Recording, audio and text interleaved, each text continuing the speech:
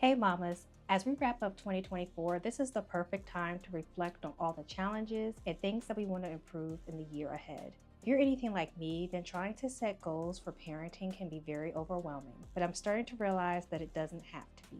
Today, I'm sharing my 2025 parenting goals, along with some practical tips to make goal setting more intentional so that it really makes a difference, not just for you, but for your children as well. Let's step into 2025 with better purpose and less stress. I've broken my goals up into two categories, parenting goal and then a personal mom goal. We're going to start with the parenting goals, and the first one is to prioritize myself and my child's time. I am extremely busy. I work full time. I do content creation. I'm a wife. I'm a mom. I'm all these, all. But I also need to prioritize spending more uninterrupted time with my son. He's turning 5, and I really want to make sure that I dedicate more time to him, at least 15-minute increments where it's uninterrupted. We can play whatever he wants to play. We can do whatever he wants to do. That's definitely a priority in 2025.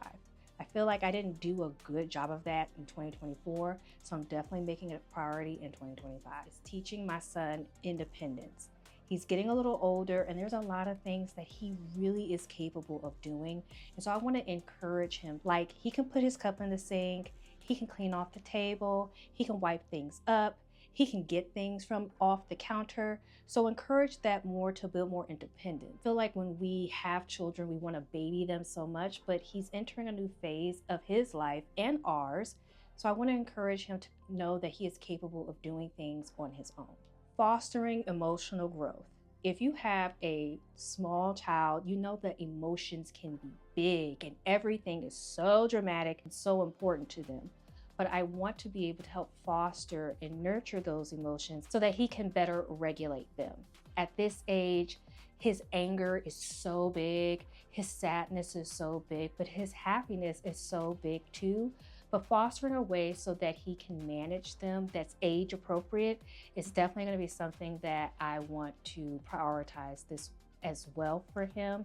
It's so important that kids are able to express their emotions and tell us, but I want to be able to foster it in an appropriate way so that based on the time and the setting, he knows that it's okay to express sadness, it's okay to express anger, just at the appropriate time. And this is now a good age to start fostering to do those things as well.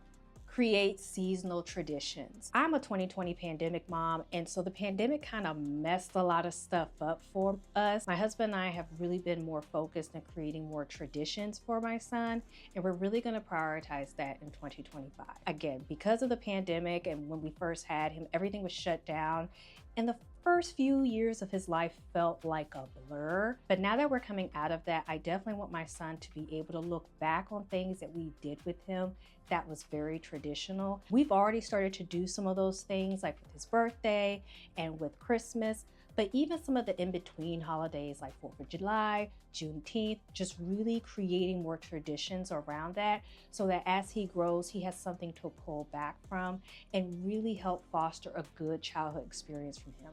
That is something I'm definitely prioritizing in the new year. Now these are personal mommy goals. And let me tell you something. The reason I had to come up with personal goals versus parenting goals is because I realized that the more I'm getting into parenting, the more overwhelmed I'm becoming.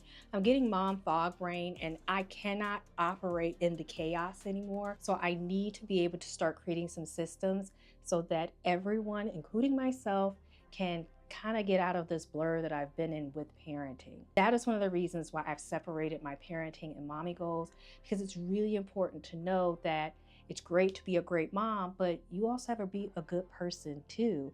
And even if you're parenting your child, you still have to find a way to still be you. So these are some of the things that I'm personally am focusing on for me. And the first thing is simplifying routines. There are so many things that I have that are just completely discombobulated. I have a big desk that I don't even want to use anymore. I have big furniture. I have all these complicated things that I am just simplifying. Even with my Notion template of content creation, I've drilled it all the way down for 2025. It was this huge, robust thing for 2024, and I've drilled it down to 2025. I just need to be able to pick out the basics so that I can execute quickly, and it allows me to feel like I'm actually accomplishing things versus having all these steps to do things. Or if there's steps to do things, I'm not forgetting to do them all the time because there are no systems into place. So I'm definitely going to be simplifying my routines in 2025. I'm embracing more self-care. I have just been a person that is super relaxed. I don't like doing a lot of high maintenance stuff, but I also realize that if I'm not prioritizing self-care, my son isn't seeing that I'm taking care of myself. So I need to show and be the example of mommy's actually taking care of herself. So things like getting a massage, getting a facial, getting my nails done, getting my hair done, buying a new outfit, going on a girl's day. It's so important that I continue to feed what makes me happy so that I can be a better version of myself to my family. And self-care is one of those things that when you're a mom, you tend to neglect until your children get to a certain age. Then it's like, oh, now I can be myself again. And I'm definitely at that phase now where I feel like I can be myself again. So self-care is definitely something that I'm reincorporating back into my lifestyle in 2025. Strengthening my village. Again, when the pandemic happened, everything just kind of disappeared. And for a long time, I was just able to live in this cocoon. But now that I'm in a different space mentally and my son's getting older and I want him to foster more relationships, I also have to foster relationships and build a better mommy village as well. I'm a naturally introverted person, so it's a little tough for your girl, but this is something I'm prioritizing. It's like, girl, you need to get out, you need to be out, and you need to just open up a little bit more. And building a strong mommy village is a priority of mine. I've put it on my vision board for 2025 to be more intentional about meeting more moms, meeting more women. And so it's definitely a priority of mine, and I'm being even more intentional about making sure I'm fostering relationships with women so that by the end of 2025, I have a stronger village than I do now. I definitely need to be more mindful and more present in what I got going on. Because I wear so many different hats, there are so many things that I realized in 2025 that I completely just let pass me. I can't recall a lot of stuff that happened in 2024, and I feel like I was just existing and I wasn't really living. So I'm definitely changing that and being a lot more intentional. Granted, 2024 was a very tough year. I had a lot going on health-wise, but I feel like I'm taking a pause on those things, and I'm going to be more present for the people who are here so that I'm no longer just hitting milestones like, oh, it was your birthday. Oh, y'all went here. Oh, you went to this vacation. It's like, no, I was really present during those things. And even if like my son has something going on at his school, like really paying attention to like things that are happening versus just letting things happen and just being like, oh, okay. Because no matter how busy you are, like you have to be very mindful and intentional, because these are things that your children pick up on. These are things that other people pick up on. So I'm definitely going to improve that in 2025. Now, of course, I've talked about my two major goals, which was the parenting and the mommy goals, but how am I going to go about making all of this happen? And this is where we both come in and can hold each other accountable. The first thing is to start small.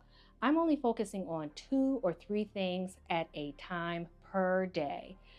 I'm trying to get rid of the clutter and the overwhelm. So just picking like your top 2 or 3 things to focus on per day is what we're both going to do, okay? Just 2 or 3 things to focus on per day. Setting SMART goals are going to be the next thing that we are going to do to be a lot more intentional. And something like, I'm going to set a timer for 15 minutes, and this is my uninterrupted time to check emails, or I'm setting a 30-minute timer to play with my son or dance with him or do karaoke. This is what I'm going to do, and just do them incrementally every day so that I know that I'm hitting my goals for the day, but they're in bite size and they're very intentional, and I'm very present and very mindful of how I'm accomplishing the goal for the day. Using tools for accountability is something that I've started to do in 2024, but I'm gonna get a lot better at doing in 2025. And if you're not using like a planner or Notion, this is really good way of using tools to help you kind of pull it back together. I use hard planners as well as Notion because I have so much going on, and this has been an easier way to actually see how much content I'm putting out per year, how much money I'm making per year, how much product I'm moving per year. So if you're not using like any planners or a platform management system, those are definitely something that you can consider. The thing with Notion is that it's free, so you can just go in there and build everything from scratch. People have so many different templates that you can pick from. I actually went to Skillshare and I followed a person and they helped me make a Notion system. There's definitely so many ways that you can create a platform management system to help you keep consistent with the things that you have, like habit trackers, your to-dos, things like that. We're going to use more tools this year, okay? Celebrating progress, I feel like I have a really hard time with, but I'm going to be doing this more often. I wait until I've accomplished the goal before I celebrate, but not anymore. If I have met my goal halfway, or if something within the small goal happened to help me get closer to that goal, we are going to celebrate our little wins. It helps to keep us motivated, and I feel like it'll make you feel a lot better during the process, because if you're just waiting until you hit a certain goal, when you don't hit it, you feel defeated, or you feel like it's not going to happen and you lose motivation. But even if you didn't hit like $5,000 that month, but you got like $3,500, that's still better than zero. So it's like celebrating the little accomplishments in between. I'm definitely going to do that a lot more in 2025, and I hope you will do that with me.